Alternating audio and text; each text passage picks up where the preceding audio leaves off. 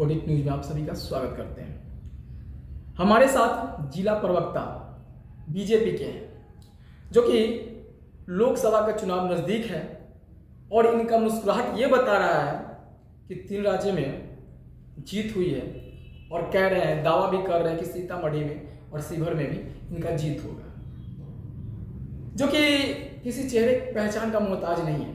FM के एक star रह चुके हैं और इनका गाना जो कि बहुत वायरल हुआ था पहले, और अभी नेता अभी कहा जाते हैं ये सीतामढ़ी में और शिवहर के हैं और सांसद के लिए चुनाव लड़ेंगे।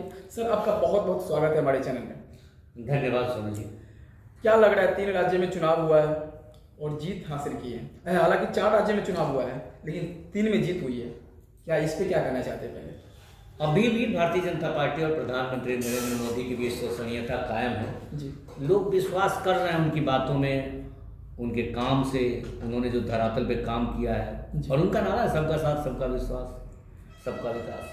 जी, तो क्या लग रहा है अब बिहार में चुनाव हो तो क्या क्या लगता है, कितना बिहार में इस बार भारतीय जनता पार्टी की सरकार बनेगी? क्योंकि ये जो दोनों है ना बेमेल गठबंधन जी, एक तो जान ही रहे हैं कि चाचा जी क्या बोल रहे हैं जी, उनके मुंह से मतलब ब्लू फिल्म चल रही है, मुंह से ही चल रहा है, ऑडियो वाला ब्लू फिल्म नीतीश कुमार के मुंह से। कहीं ना कहीं तो वो किसी के दबाव में बोलते हो ऐसा। 70 प्लस हो गए हैं तो 70 में तो आदमी सठिया जाता है ना, तो बुद्धि मर रहा है, बुद्धि जल रहा है उनका जी। और लास्ट से जब समय होता है तो आदमी अलबल, जैसे लास्ट ओवर में सूर्य कुमार यादव, पलटू चाचा है आपके साथ भी रह चुके हैं, मेरे साथ भी थे जी। उस समय बिहार का विकास हुआ क्योंकि जितने भी बेहतरीन मंत्रालय था जी, भारतीय जनता पार्टी के, चाहे वो गिरिराज सिंह रहे हो जी, चाहे नंद किशोर यादव हो जी, पथ निर्माण मंत्री 10 साल है, सड़कें चकाचक जी, मंगल पांडे रहे स्वास्थ्य मंत्री जी, हॉस्पिटल चमका, जो भी विकास हुआ वो भारतीय जनता पार्टी के साथ रह के हुआ। अब खत्म हो गया।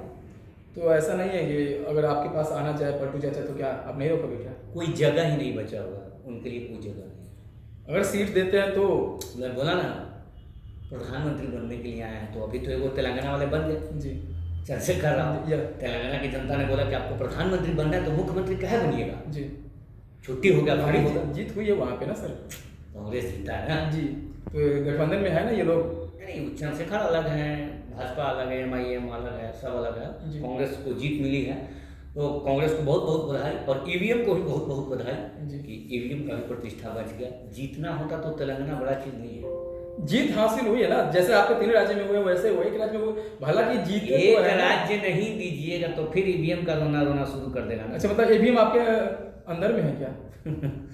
मेरी मुस्कुराहट बता रही है, जनता मेरे अंदर है, 130 करोड़ लोग जी, मोदी जी। तो फिर EVM की चर्चा कहाँ से कर दी आप? रोना ड्रामा शुरू कर देते ना एक राज्य में, अगर भाजपा थोड़ा और ताव मारती या फिर चंद्रशेखर राव के साथ अलायंस में आती। 2% वोट मात्र चंद्रशेखर राव को कम है कांग्रेस से, भाजपा को आया 39 जी, और भारत 64, तेलंगाना का 64 आया। हाँ, तो और सीट देखिए 2% वोट, 2.3% वोट कम है। चंद्रशेखर राव प्रधानमंत्री बनने के लिए काबिलियत दिखा रहे थे, भाजपा वहाँ थोड़ा देख लिया, पहले आप क्लीन स्वीप हो जाएगी, इसके बाद मुखिया के चुनाव लड़िएगा। 14% भाजपा का वोट है, 37% को 14 में जोड़ देते तो 51 में जाता, कांग्रेस का सुपरा साफ हो जाता। अखिलेश यादव का बयान, अखिलेश कुमार का बयान आया हुआ था, राष्ट्रीय अध्यक्ष कांग्रेस के, और उस पर विजय सिन्हा जो कि तंज कसते हैं, ये कसना अच्छा है या गलत? बिल्कुल, कहा नहीं कसेगा, कोई बयान देगा तो उसको क्यों नहीं तंज कसा जाएगा, लटवार होना चाहिए। तो आपने सुना, और ये सीतामढ़ी के लिए क्या कहना चाहते हैं? जैसे रामा देवी शिवहर से 3 साल से 3 बार सांसद रह चुकी है, और इस बार आपको क्या लगता है, आप ये सीतामढ़ी के या वहाँ शिवहर से जिला प्रवक्ता हैं? आप शिवहर के प्रवक्ता हैं, लेकिन पूरे हिंदुस्तान में भाजपा का कहीं भी कार्यक्रम होगा, कहीं भी हमारी आवश्यकताएं होंगी तो मैं जरूर जाऊँगा। रही बात सीतामढ़ी, अभी हमारे अलायंस में थे पिंटू जी, विधायक का चुनाव हारे थे वो, भाजपा के साथ अलायंस में आए तो सांसद बन गए। इस बार सीतामढ़ी माँ सीता की धरती है तो उस हिसाब से भाजपा के खाता में होना चाहिए, लेकिन हमारा केंद्रीय नेतृत्व तय करेगा कि ये अलायंस में जाएगा, उपेंद्र कुशवाहा को मिलेगा या जीतन राम मांझी को या रामविलास पासवान के बेटे चिराग को, या फिर भाजपा अपने खाता में रखेगी। कोई भी भाजपा की तरफ से आएगा उम्मीदवार या फिर अलायंस में भी जो आएंगे उनके साथ तन मन धन से लोग खड़ा। अगर शिवहर से चिराग पासवान को सीट मिलता है तो क्या मैंने क्या बोला जी, अलायंस में जो आएंगे उनका स्वागत है। तो आप कहाँ से लड़ेंगे फिर? हम चुनाव नहीं लड़ेंगे, नहीं लड़ेंगे, हम अभी लोकसभा क्यों लड़ेंगे? ऐसा मतलब आप बोल रहे हैं ना, जैसे हम जिस दिन उस लायक होंगे, केंद्रीय नेतृत्व को लगेगा ये वीडियो जाएगा, वहां तक पहुंचेगा, लगेगा कि हमें इसको खड़ा करना चाहिए, हम तैयार रहेंगे। नहीं तो पूरी जिंदगी हमें कार्यकर्ता है। भाजपा का कार्यकर्ता होना अपने आप में दर्शाता है कि हम राष्ट्रभक्त हैं, हम भारत माता की जय के साथ हैं। हम वो ऐसे लोगों के साथ नहीं है जी जो मर्यादा पुरुषोत्तम राम को गाली दे। अभी क्या बोला प्रमोद कृष्णम जी, राम जी को और गाली दीजिए। कांग्रेस वाले गाली देते हैं, वही नहीं बोल रहे थे कि काल्पनिक है, राम काल्पनिक है। अब वो खुद काल्पनिक हो रहा है, जिसने राम को मतलब हमेशा जाति और धर्म के लिए लड़ाई कराएगी। कौन कह दिया धर्म के लिए? हमारे भाजपा से पहले भी राम थे, आज भी हैं। हमने अगर राम के नाम पे सत्ता ले लिया तो आपको राम राम कहने से कौन रोका है? कांग्रेस को बोलिए, कहेगा राम राम कहते ही हैं। राम मंदिर के विरोध में 22 को वकील खड़ा कर दिए। कहाँ कहता है राम? बोलता है उसी की मम्मी तो बोलती है, इटली वाली मैडम, कि राम काल्पनिक है। समझ में आ रहा है राम का आशीर्वाद किसके ऊपर जा रहा है? और हमारे दर्शकों को क्या कहना चाहेंगे लास्ट में? यही कहना चाहेंगे कि लोकसभा चुनाव हमारे नजरिए से तो होना ही नहीं चाहिए। एक बार चुनाव होता है तो 12,000 करोड़ रुपए का इन्वेस्टमेंट होता है गवर्नमेंट का।